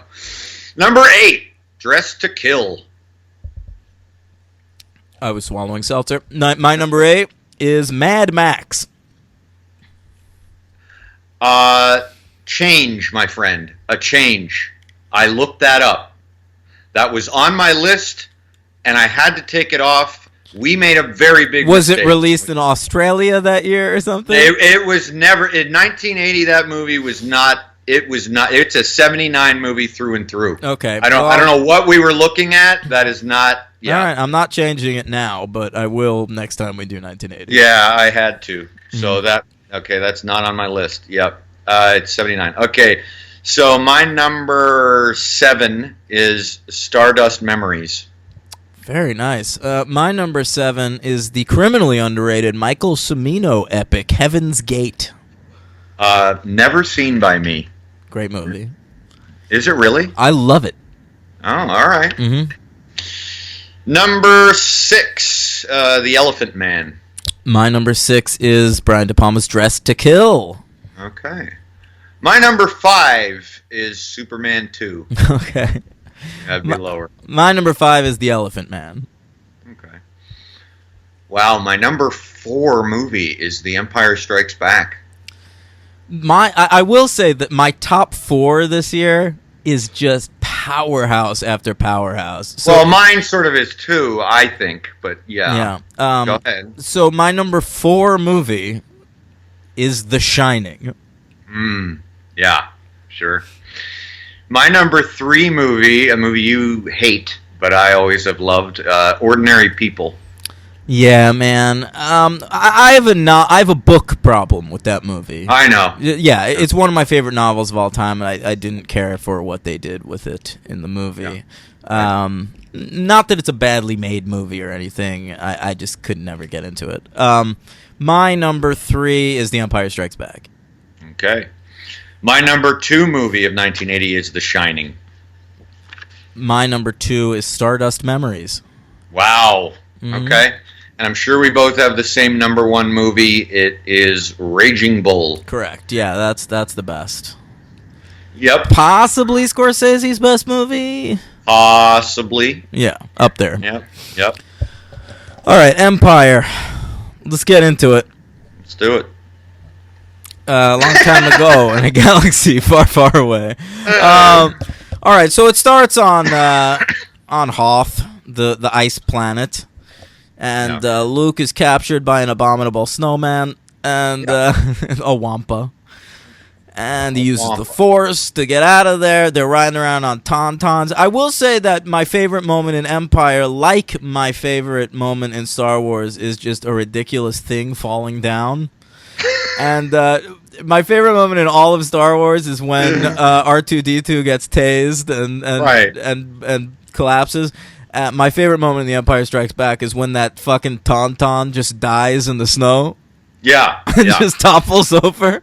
Have we stumbled on maybe something that's related to your love of disaster movies where there's just buildings crumbling? Like, I will say fucking when they wrap up that Imperial Walker's legs and trip it, fall down, go boom. I love it. So maybe this is like a more reductive version of your more grandiose opinions of things exploding and falling down. It's certainly possible. Yeah, I like it. Yeah, that Tauntaun's cute though. I feel bad for it when it dies, but it is funny looking. There's a lot of animal and cruelty I going on there. appreciate the amount of stop motion animation in Empire Strikes Back, and models and like puppets. They're fantastic. all of which were preserved for the special edition. Oh, were they? Thankfully, yeah. That was one of the reasons I didn't watch it. Yeah, okay. I couldn't remember if I was going to be fucked with or not. So, and got one of my first favorite lines in the movie when Han Solo cuts it open, and it's all in Harrison Ford's delivery. Smells worse. No, let me do it. Let me do it. And I thought they smelled bad on the outside. Yeah, it's all Harrison Ford. Honestly, more than any performance in his career, him as Han Solo, he's having so much fun. I think he is too. All the line deliveries. I think he understands what this fucking movie is. I think he's thriving not being the star of the movie. Oh, that's possible. Yeah. And he just shows up and gives the goods. Harrison Ford's all over this movie. It's great. Shut him up or shut him down. Yeah. Laughed out loud. Laughed out loud. His interactions with C-3PO in this movie, second to none. Oh my god. The amount of times he just fucking shuts off C-3PO. I love it so much. It's great. It's so fucking great. Oh my god. Chewie, take the professor in the back. Yeah. It's dynamite. And that's what this movie is. It's funny because it's not a real plot-heavy movie, which appeals to me. Yeah. Because we have like two strings going on. After the big battle of Hoth, yes, which is fucking a cool set piece to start your movie, we get Han, Chewie, Leia, and C-3PO going off in the Millennium Falcon. That's right. And it's just the adventures of all these characters you love. That's and right. It's awesome. And that is right. They get chased through an asteroid field, and then they land on an asteroid, but it turns out they're in a big snake monster, and it's fucking great. All that shit. And I made a note. Luke and the group are separated 22 minutes into the film, but it doesn't matter because the characters are so awesome. And part of what it is Luke is off on Dagobah, training to be a Jedi, and they know that sequence can just be Luke and Yoda. Yes. And that's it. You got R2-D2 there for a few laughs, but it's Luke and Yoda. And so anytime that's getting tired, we're feeling claustrophobic in this swamp setting, we can just cut away to Han Solo and Leia and 3PO and Chewie just flying around. Screen swipe. Yeah. It's awesome. And it is a tribute as well, by the way, because this came up in the prior discussion about Mark Hamill's acting, where this fucking guy, it never really occurred to me ever until watching it this viewing, that he is doing all that Dagobah acting with a fucking robot, a puppet, and a ghost. Yeah. And he pulls it off. I will say, Mark Hamill got in like a fucking car crash or something between these movies. Oh, did he? And so his face is kind of fucked up in Empire. Oh, I didn't know. He's got like a big scar on his face. And I think it works for him. It ages the character a little bit. I think Mark Hamill is so much better in Empire than he is in Star Wars. Yeah, I agree. And I love him in all those sequences. The Dagobah stuff works for me really hardcore. And I was afraid that as an adult I'd find Yoda silly. Right. But the puppeteering of Yoda is so fucking brilliant. Like it really is. His facial expressions and the way he moves, it's so thought through that he's really a character. He's really and he's kind of the best character in the movie. I agree. To the point where, you ready for this? I'm going to say right now, Henry. Yeah. I'm going to give Frank Oz my MVP. That's totally fair. I have a three-way tie MVP that I'm going to decide at the end. Frank Oz, he's one of them. The director of In and Out. and the score. I knew you were going to bring up the score. That's what happened. Yeah. No, he's fucking great. I mean, wow. Yeah. I mean, he and speaks every like... line, I mean, when he first shows up and he's like silly Yoda because he's trying to like fool Luke into thinking he's just some fucking crazy alien. Right. it's funny and kind of uncomfortable, and you side with Luke, and then the second he turns and just pronounces Luke not ready, Yep. and Luke tries to backpedal. I mean, it is fucking awesome. It's great. And he's such a great character that all you want is, I want to see the adventures of Yoda. That's it. Just throughout history. Unfortunately, you kind of do. Well, but and he's CGI and bullshit. But, Right. you know, a lot of people, like, Boba Fett is introduced in this movie. yes. Or the original, if you watch the special editions. but Boba, Oh, jeez. Yeah. I didn't remember that. but Boba's in this movie, and a lot of people have wanted, like, Boba Fett to have his own movie, and I think he's getting one now that they're making, like, 1 million Star Wars movies. But, to me, Boba Fett was never that good a character. He's like a sweet character design. Yeah, right. But whereas Yoda feels lived in, and, you know, you can feel his history and his personality, and you can predict how he'll feel about certain things. He's fucking right 900 away. Scene Right. 1. He's fucking 900 years old, so he's very lived in. Yeah. He should get. I agree. Oh, I wanted to bring up something. I forgot one of my notes from the last movie because it ties over into this movie. While I'm sure this line was uttered throughout cinematic history, I believe this line is a bold. That's ready for bold statement city here. Proclamation. Did Star Wars begin the tradition of having a character say, "I have a very bad feeling about this"? It's possible. Because Luke says it in the first movie, and in the second movie, Leia says it. And so I don't remember if it's said in Jedi. I think it is, probably. But yeah. And so is that maybe the beginning of this? Because then we just get that. When do we get that? We get through every movie ever. Tweet at me. Tweet at me. I'd actually be curious to know Is that. that the origin of that line? Is Star Wars, did it start that? Yeah. So everything on Dagobah works for me, with one gigantic exception. Ooh. Oh, are you going to say the little fantasy sequence? with Henry, Vader? we haven't talked about one of my classic theories yet on the podcast. Oh. Okay. Something that I'm very proud of. For years, this has been my version of Jump the Shark. And it's a little thing I call the ghost blowjob.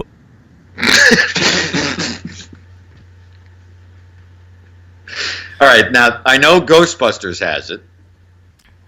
Okay, so this is my greatest theory, Henry.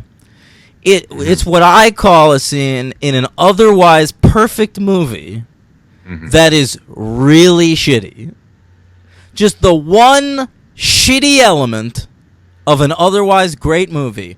I call it the ghost blowjob. It's of course named after the scene where Dan Aykroyd gets a blowjob from a ghost in Ghostbusters, which makes no sense and sucks, and cut it right out of that movie, and it'd be a perfect movie. Right. Empire Strikes Back, the ghost blowjob. Luke goes into a cave, comes across Darth Vader. They battle. He chops Vader's head off. His mask explodes, and what's inside Vader's mask? It's Luke. Now, I understand what they're going for. They're trying to connect these two characters, saying too many wrong turns, Luke could become Vader. Right.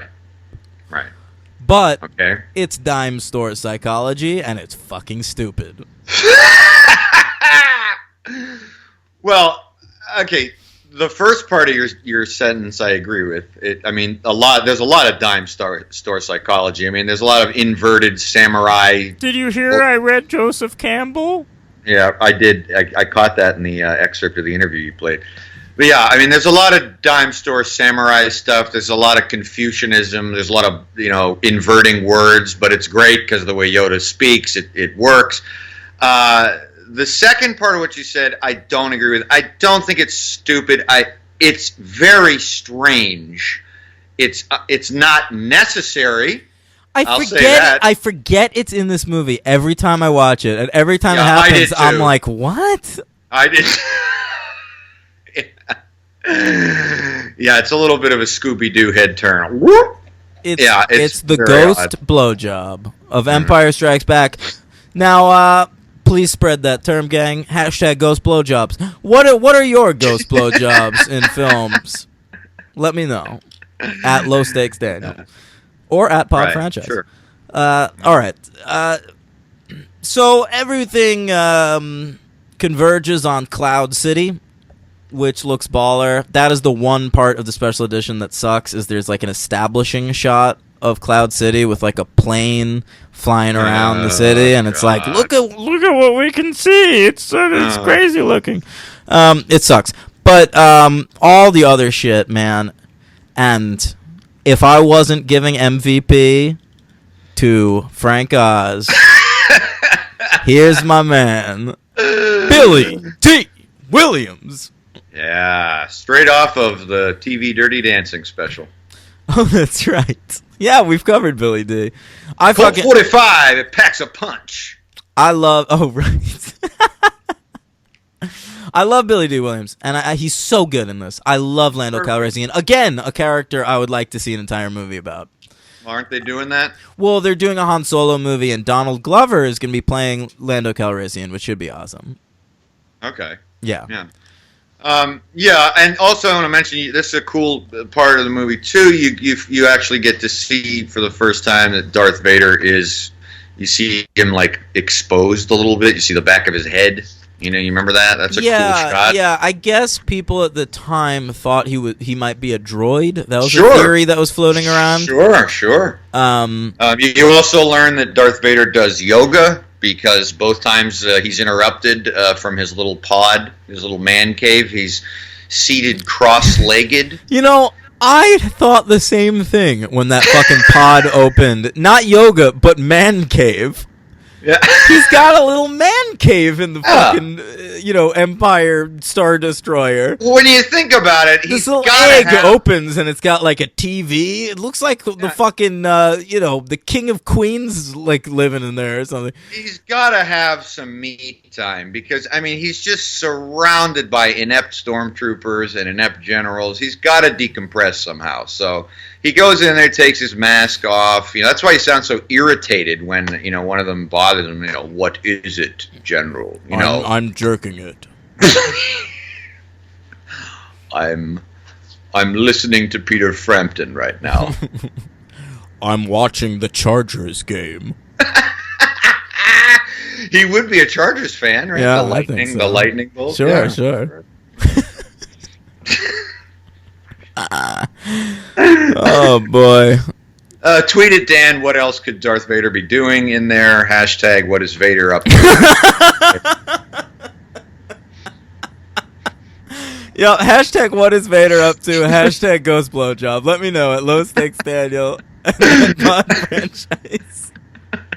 We'll read them out on the next show. Oh, I'm loving this. Okay. So over at Cloud City, aka Bespin ?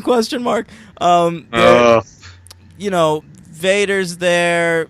3PO gets like blown up. I love that fucking Chewbacca's trolling around with 3PO like in pieces on his back. In a backpack. And it's got the downer ending of all downer endings. The scenes are great. Come on. We're getting there, but before that, I want to point out I love, and talk about a scene I always forget about, when Lando kind of says they're going to go to dinner, and he opens the door, and Vader's sitting at the table, and it's like one of the only times I believe I might even be right about this. I think it's the only time in the trilogy where Han Solo and Darth Vader actually they first meet and see each other. And it's also like the only time we see Han Solo in like civilized society. And he looks fucking weird, like sitting there at like a long dinner table. Well, he doesn't even sit. No, he's sitting when we first see him, no? Well, I'm talking about when he sees Vader. He pulls his gun on him. And Vader pulls the gun away from him using the Force. Yeah.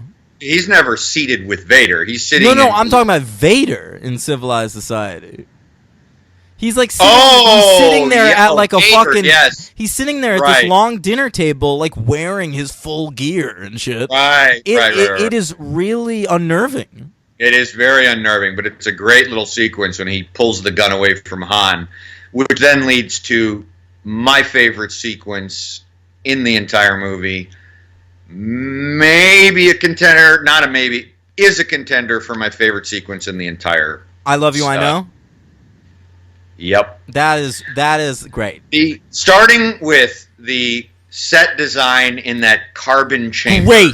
Great. My God, in my unremastered bullshit VHS DVD transfer, it doesn't even matter. It's so beautiful. I mean, the red glowing floor, and it is amazing. And Han in Carbonite, like once he gets frozen, looks incredible. Just the right amount of silly. Like the silliness to fucking awesome looking ratio is exactly right. Yeah, it's like tragic, and that movie is. I mean, that moment is so powerful when he's going down, and when the music swells and Chewbacca's crying. I mean, forget about it, man. I'm gone. Yeah, it's incredible. It's a beauty. It's a beauty. Which leads me to my question. I know we're probably coming towards the end, so I might as well ask it. Is this the greatest cliffhanger in movie history? Man, that's a really good question. Yep. I mean, I was trying to think of like cliffhangers. I generally don't like cliffhangers at the end of movies. Right. And so I think like as a rule, I have to say yes because I love the end of this movie. And it's like the rare cliffhanger where I still feel like I'm getting my money's worth. This is like a full movie. I'm trying to think if there's maybe like a stinger at the end of something that I really love, but I don't even think so. I don't know, man. Oh, and we can't. I'm sorry that we would be really remiss, obviously, we'd be criticized if we didn't speak about Luke and Vader at the end there. No, we will. And I will say really quick, I actually fucking love the cliffhanger at the end of The Force Awakens. Oh, yeah, okay. Well, I mean, I know you don't like that movie, so it's not that big a deal. But I'm going to rewatch it. I was incredibly moved. I thought that last scene was perfect. I don't think it compares either. I'm just thinking of movie cliffhangers that I like. And you thought of a Star Wars one. Yeah. And that's a great one. But no, Han being frozen in the carbonite, being taken away by Boba Fett, Luke getting his hand cut off, finding out fucking Vader's his father. What else is going on in that scene? Well, by the way, I didn't know. I don't think I knew this, but I didn't know that you probably knew. Harrison Ford improvised that line. Yeah, I did know that. Which is, I mean, it makes that scene so much better. Yeah, it does, doesn't it? It's so. I mean, it'd be an epic moment. I love you too, but. It's such a specific moment between these two characters. Sense. Yeah, it makes so much more sense for their romantic tension. That's Han Solo. And Leia at this point knows Han Solo well enough that response means I love you too. Exactly. Yep. That's right. Yeah. It's great. Mm-hmm. Okay. Luke confronting Vader at the end. The fight sequence is great. It's the first great lightsaber battle in Star Wars history or whatever. And I mean in terms of actual fight choreography and stakes. Well, stakes you have in the Obi-Wan Vader battle. Yeah, but the stakes are huge, of course, and they get bigger and bigger. And the performances between James Earl Jones and Mark Hamill are great too. Jones and David Prowse. Man, Mark Hamill. People give him shit for the no sometimes. Oh, I know. I like that moment. Come on. Yeah. It's fucking awesome. And I did mention, you kind of dismissed it, but you were talking earlier about the other movie about Peter Mayhew doing Chewbacca, but David Prowse really embodies that suit well. I just don't notice it as much. Like, I'm sure he's great, but it's probably harder because he's in metal. But I just think James Earl Jones really helps to create that character, whereas Peter Mayhew doesn't have that to fall back on. Yeah, that's true. Yeah, that's true. Yep, very true. All right, you got anything else on this? No. What do you give it? 5 stars. All the way. Yeah, me too. Yeah. MVP, really fucking hard, man. Really hard. I had a 3-way tie, which is just not acceptable. But you might be able to help me narrow it down. Already. Frank Oz. Frank Oz, huh? Yeah, I had Harrison Ford, Mark Hamill, and Yoda. You know what? Billy D. He might show up a little too late in the movie for that. He's not in it. Yeah, I mean, for the emotional. You know what? I'm gonna go with Harrison Ford. Okay. Because he's in my favorite scene in the movie. He fucking nails it. I'm going with Ford. Yeah. Fine. Yeah. LVP. Oh man. I know, right? Yeah, I mean, I don't really have one. I wish Boba Fett was more of a character. This might be like blasphemy for me to give Boba Fett LVP in Empire Strikes Back, but he's a character design and he has a weird Australian accent. I wish he was more of a thing. So maybe Boba Fett. A little bit of a LVP, yeah. All right, I got a 6 count on the superheroes. Well, Billy D. Williams was Harvey Dent in Batman, right? That's right. Yeah. There's an old English actor who played the voice of the Emperor in this movie. When you get that little hologram of the Emperor, Ian McDiarmid. Yeah, no, it's not him. He's not doing the voice. Well, in their fucking remaster, I think they brought him back to do something. Oh fuck! I think that's it. Yeah, I think he's in mine. Not in this. It's a man named Clive Revill, and he was in a Batman animated series, and he played Alfred Pennyworth. Oh, how about that? Lando Calrissian's buddy with the, those like weird headphone thingies. I love that thing. Yeah, it's great. That's played by an actor named John Hollis, who was. It's not very Star Warsy. It looks more like something that would have been in RoboCop or something, or Total Recall. Sure. I don't know. For sure, he was in. This has happened before, but not with this guy. He was in Superman 2 as one of the elders, those big voice heads that condemn Terrence Stamp to eternity. The Kryptonians. Yeah, and he's in Superman 4 as a Russian general. Superman 4 of The Quest for Peace. Thank you. As a Russian general. We got Princess Leia's buddy there on Hoth, the guy with the beard who's kind of like the chief of the main guy. Sure.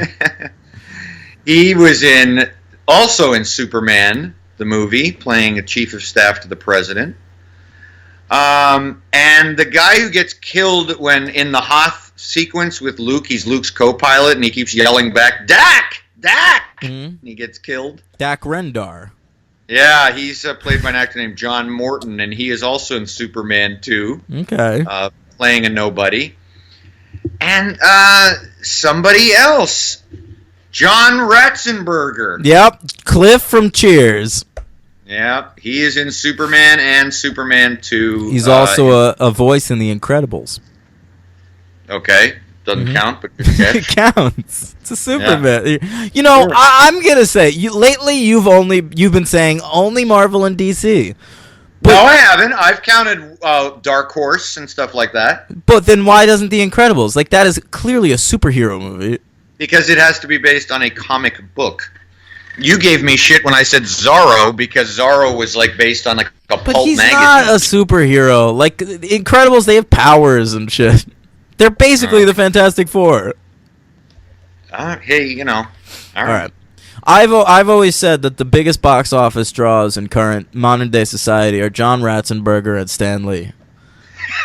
Because Stan Lee's in every Marvel movie, and John Ratzenberger is in every Pixar movie. Well, there you go. Yeah. Well done. Thank you.